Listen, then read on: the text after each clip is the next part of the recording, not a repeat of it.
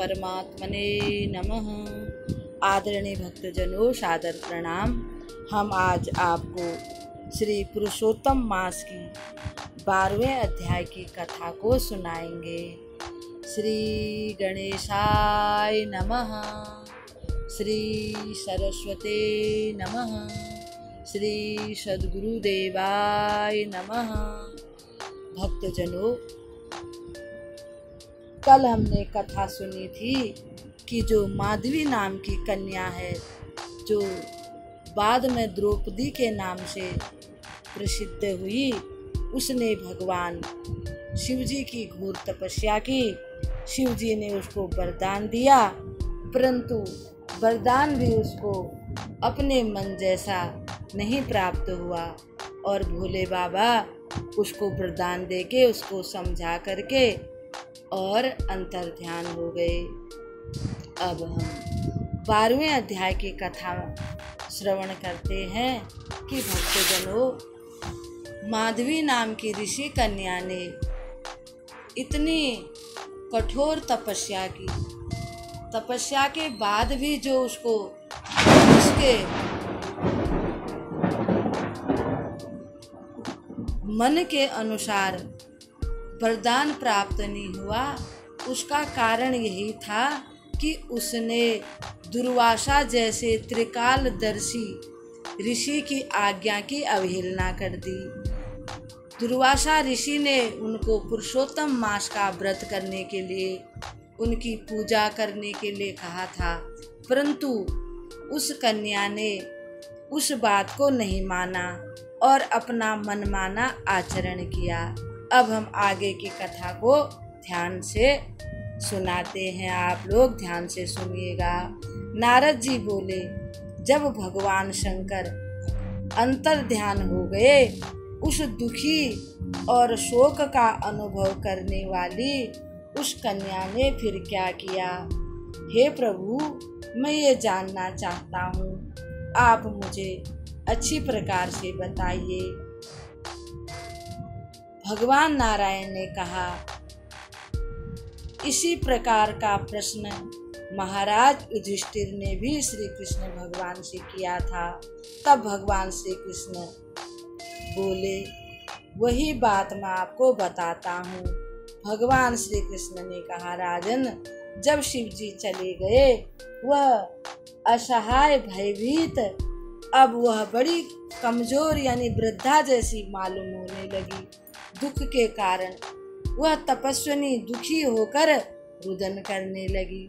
अब भक्तजनों, 9000 वर्ष तक तपस्या करने के बाद भी जब उनको उनके अनुसार वरदान नहीं मिला तो रोना सच्चाई था, इसलिए वह अत्यधिक रुदन करने लगी, अत्यधिक दुखी हो गई। उसकी दुख की कोई सीमा नहीं थी।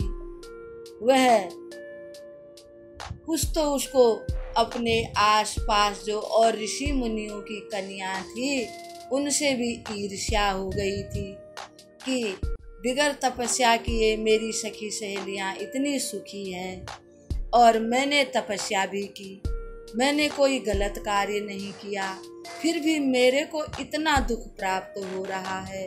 मेरे भाई नहीं, बहन नहीं, माता पिता भी मुझे छोड़ के चले गए। मैंने इतना घोर तप किया, फिर भी मुझे पति सुख प्राप्त नहीं हुआ। ऐसा ही सोचते सोचते वह अत्यधिक दुखी हो गई। ऐसे ही बहुत समय तक वह ब्राह्मण की कन्या अपना जीवन बिताने लगी। अब धीरे धीरे समय आया और उसी के आश्रम में एक दिन वो भगवान को प्यारी हो गई, अर्थात उसका निधन हो गया। भक्तजनों, हम सभी जानते हैं कि महाराज द्रुपद ने जो गुरु द्रोणाचार्य से द्वेष के भावना से कि इनको मारने वाला मेरे को पुत्र प्राप्त हो, इसलिए एक उन्होंने यज्ञ किया था। इनका नाम यज्ञसेन कहा जाता है। इसीलिए द्रौपदी को पांडव लोग याज्ञसेनी, भगवान कृष्ण भी याज्ञसेनी नाम से पुकारते थे। अब हम इस कथा को सुनते हैं। तो एक समय यज्ञसेन नाम के धर्मनिष्ठ राजा ने एक बहुत सामग्रियों सहित एक यज्ञ किया, जो कि वैर भावना से किया गया था कि मुझे ऐसा पुत्र प्राप्त हो जो द्रोणाचार्य को मारने वाला हो। तो उस यज्ञ के पूर्ण आहुति के बाद उस यज्ञ कुंड में से एक तो धृष्टद्युम्न नाम के एक पुरुष प्रकट हुए और एक स्त्री प्रकट हुई। वह युवा अवस्था के थे दोनों, इसलिए स्त्री और पुरुष मैं यहाँ पर कह रही हूँ। तो वही महाराज द्रुपद की कन्या होने से वह द्रौपदी नाम से पूरे विश्व में तीनों लोकों में वह कन्या विख्यात हुई। वह अत्यधिक सुंदर थी और महाराजा द्रुपद अपने उन दोनों पुत्री और पुत्र को पाकर बड़े प्रसन्न हुए। अब यह जो कन्या अग्निकुंड से उत्पन्न हुई थी, यही पूर्व जन्म में जो तापसी मेधावी ऋषि की कन्या माधवी थी वही थी। इसी के स्वयंवर में महाराज अर्जुन ने श्री कृष्ण भगवान के कहने पर तेल के कढ़ाई में से मछली की आँख को बेद कर स्वयंवर रचाया था। अब हम आपको अच्छी प्रकार से कथा समझाते हैं। जब ये शादी के लायक हो गई, तब महाराज द्रुपद ने एक बहुत बड़े स्वयं विवाह वाला जो यज्ञ था वह किया, स्वयंवर रचाया। और उसमें शर्त यह रखी गई कि नीचे बहुत बड़ा एक तेल का कढ़ाई रखी गई और ऊपर एक मछली रखी गई, और उस तेल के कढ़ाई में देखकर जो मछली की आँख को बेदेगा उसी से द्रौपदी का विवाह होगा। यह शर्त महाराज द्रुपद ने रखी। अब पूरे देश विदेश में सभी को निमंत्रण दिया गया। देश विदेश से अनेकों राजा वहाँ पर आए। सबने अपने अपने हिसाब से उस शर्त को स्वीकार करते हुए मछली की आँख को बेदने के लिए निशाना लगाया, परंतु सब असफल हो गए। फिर श्री कृष्ण भगवान भी उस सभा में उपस्थित थे। दुर्योधन आदि, कर्ण, शिशुपाल, जरासंध आदि अनेकों राजा थे। जब सब राजा असफल होके बैठ गए, द्रुपद महाराज बड़े दुखी हो गए। तब भगवान श्री कृष्ण ने अर्जुन की तरफ इशारा किया और अर्जुन ने अपने भाइयों की आज्ञा और श्री कृष्ण भगवान की आज्ञा को शिरोधार्य करके मछली की आँख को बेधा और द्रौपदी ने अर्जुन के गले में जयमाला डाल दी। इस प्रकार से अर्जुन के गले में तो जयमाला डाली, परंतु वे जब द्रौपदी को लेकर के माता कुंती के पास पहुँचे, माता कुंती को उन्होंने बोला कि हम कोई चीज लेकर के आए हैं। माता ने बिगर देखे, भगवान शंकर का वरदान ही ऐसा था, द्रौपदी ने जो वरदान मांगा था, भोले बाबा ने जो वरदान दिया था, उसी से प्रेरित होकर के माता कुंती ने कहा कि सब भाई बांट लो। इस प्रकार से फिर द्रौपदी का विवाह पांचों पांडवों से हो गया और द्रौपदी पांचों पांडवों की पत्नी होकर के रहने लगी। समय आने पर हस्तिनापुर गए। हस्तिनापुर का बंटवारा हो गया। फिर उन्होंने इंद्रप्रस्थ राजधानी बसाई पांडवों ने। द्रौपदी वहाँ सुखपूर्वक निवास करने लगी। दुर्योधन को वो भी अच्छा नहीं लगा। दुर्योधन अत्यधिक क्रूर था। उसने अपने मामा से दुर्योधन आदि ने अपने मामा शकुनी से छल के द्वारा, कपट के द्वारा एक जुए का खेल किया और उसमें पांडवों को जुए में हरा दिया और पांडवों का राज्य छीन गया। तब उन्होंने द्रौपदी के सभा में लाने की आज्ञा दे दी। दुशासन द्रौपदी को पकड़कर बालों को खींचते हुए सभा में लाया और उसे दुर्वचन कहने लगे।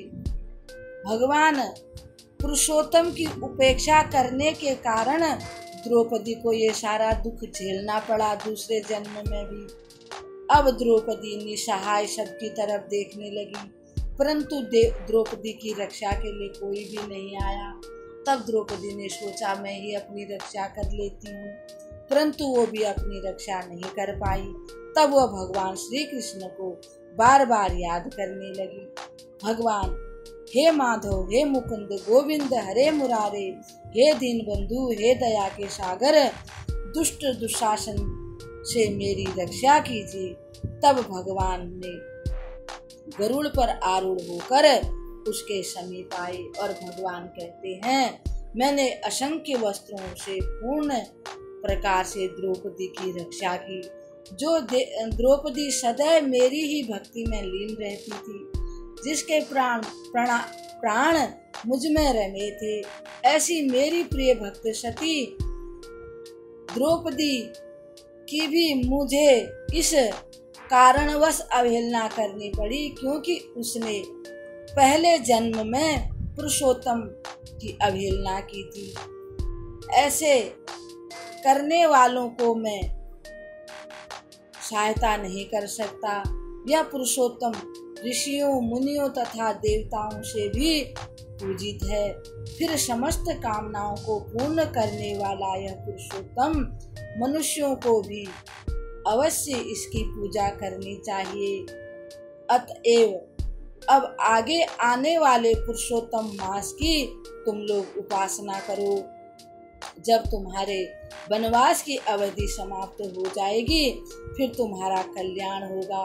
हे पांडुपुत्र, जिन जिन लोगों ने तुम्हारे साथ छल किया है और द्रौपदी के केश खींचे जाते हुए देखे हैं और उन्होंने कुछ भी नहीं बोला है, अब मैं क्रोध में आकर के उन सब का नाश करूंगा। उनको मैं यमपुरी पहुंचा दूंगा। दुर्योधन आदि राजाओं को मैं सर्वनाश करूंगा। तुम समस्त शत्रुओं को नष्ट कर राज्य प्राप्त करोगे। मुझे न तो लक्ष्मी इतनी प्रिय है और न मेरे बलदाऊ, न देवकी माता प्रद्युम्न अथवा सात्विकी प्रिय हैं। मुझे अपने भक्तों से अधिक कोई भी प्रिय नहीं है। जो मेरे भक्तों को पीड़ित करते हैं उन्हें मैं सदैव दुख देता हूँ। हे पांडव, इससे बढ़कर मेरा कोई शत्रु नहीं है। जो मेरे भक्तों को दुख देता है वही मेरा शत्रु है। इनके अपराधों का दंड देने वाले यमराज हैं, क्योंकि दंड के प्रयोजन से भी ऐसे प्राणी मेरे ध्यान के योग्य नहीं हैं। अर्थात भगवान कहते हैं, मैं यमराज के द्वारा उनको दंड दिलवाता हूँ। भगवान नारायण ने कहा, श्री कृष्ण भगवान ने उन पांडव पुत्रों युधिष्ठिर आदि तथा द्रौपदी को सांत्वना देकर अब द्वारका जाने की बात कही। भगवान ने कहा, हे धर्मराज, अब मुझे द्वारिका जाने की आज्ञा दीजिए, क्योंकि सब मेरे वियोग से व्याकुल हो रहे होंगे। द्वारिकापुरी में मेरी माता, सभी बालक, वहाँ के निवासी सब मुझे बहुत याद करते हैं, इसलिए अब आप मुझे जाने की आज्ञा दे दीजिए। भगवान नारायण ने कहा, इस प्रकार निवेदन करके योगेश्वर श्री कृष्ण ने गमन यानी जाने के लिए पांडवों को बहुत प्रकार समझाकर और गदगद स्वर कहा कि हे पांडवों, अब तुम निश्चित हो जाओ, समय आने पर सब ठीक हो जाएगा। तब पांडव लोग भी गदगद स्वर में कहने लगे, हे प्रभु, जिस प्रकार जलवासियों का जीवन जल है, वैसे ही आप में हम रमे हुए हैं। हम सबके जीवन आप ही हैं। हे माधव, कुछ समय पश्चात पुनः दर्शन दें। हे नाथ, आप ही एकमात्र पांडवों के आधार हैं। प्रभु, हम सबकी रक्षा करो। हे जगतपति, हम आपकी शरण में हैं। हमें आप बिसारिएगा नहीं। हम लोगों के मन रूपी भ्रमरों के आप ही स्वामी हैं। हमारा ध्यान आपके ही चरण कमलों में लगा रहता है। आप ही हमारे सर्वस्व हैं। हम आप की ही हमेशा याद करते रहते हैं। हमारे आधार आप ही हैं। हम बारंबार प्रार्थना करते हैं। सभी पांडु पुत्रों के इस प्रकार निवेदन करने पर भगवान कृष्ण अत्यधिक प्रेम में मग्न होकर उनका गला भराया। अब धीरे धीरे उनका रथ आगे बढ़ने लगा। पांडव उनके रथ के पीछे पीछे जाने लगे। भगवान ने उनको लौटाकर द्वारिकापुरी को गमन किया। भगवान नारायण ने कहा, इसके बाद द्वारिकाधीश श्री कृष्ण ने द्वारिकापुरी गमन करने के बाद महाराज युधिष्ठिर अपने अनुजों के साथ जब भगवान श्री कृष्ण द्वारिकापुरी चले गए, तब महाराज युधिष्ठिर अपने भाइयों के साथ सभी तीर्थ आदियों में दर्शन करने के लिए जाने लगे और उन्होंने पुरुषोत्तम मास आने पर उग्र प्रचंड पुरुषोत्तम महात्म्य को सुना और पुरुषोत्तम भगवान की पूजा की और उसका व्रत रखा। इस भारत भूमि में पुरुषोत्तम मास अत्यधिक श्रेष्ठ है और जो कोई भी भगवान पुरुषोत्तम की पूजा करते हैं और भली प्रकार से विधि विधान से उनका सेवन करते हैं, महात्म्य सुनते हैं, तो भगवान उनकी सभी प्रकार की मनोकामना पूरी कर देते हैं। जब पांडवों की वनवास की जो अवधि थी वह समाप्त हो गई। श्री कृष्ण भगवान ने विशाल जो राज्य था, बड़ा घोर युद्ध उसके लिए हुआ। सभी कौरव मारे गए और पांडवों को राजा बना दिया और पांडवों को फिर से धर्म की स्थापना करने की आज्ञा दी।